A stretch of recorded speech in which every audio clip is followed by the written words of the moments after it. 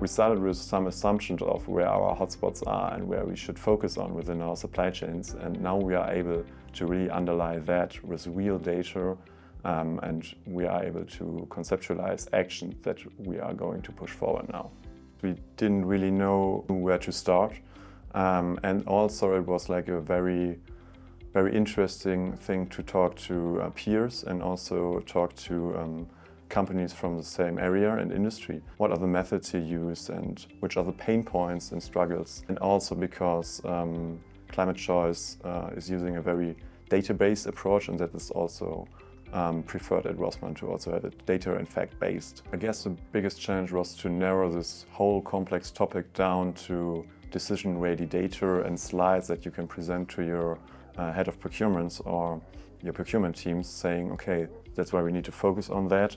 and these are the areas we're going to take action. So it was like not getting the data, it was like conceptualizing and visualizing this data. You could use sublists and then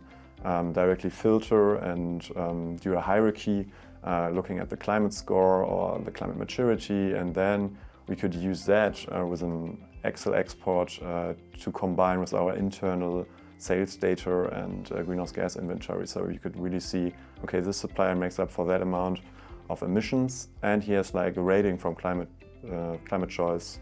saying he's very climate mature, for example, and then you really have like very good data to get a picture of your suppliers.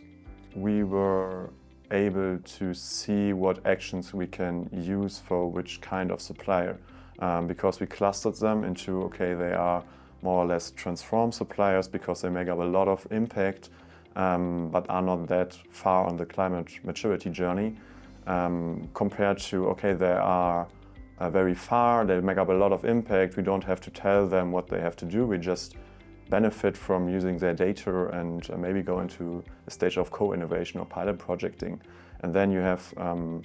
the suppliers, so don't get me wrong, but you don't want to waste a lot of capacity on. So you use the quick fixes or the small wins, have like a very individual approach for a different kind of suppliers. Getting away from acting based on assumptions to getting to acting on real data-based arguments. For example, that we're going to focus on these suppliers because they're not that far on the journey of climate maturity and they make up a lot of our Scope 3 impact, so that you are able to tell that to head of procurements, because then it's way easier to get the internal buy-in to go into real action development. Don't wait until you have the perfect data to go into action, just like start acting with the data you have. You really have to focus on the part you can really change.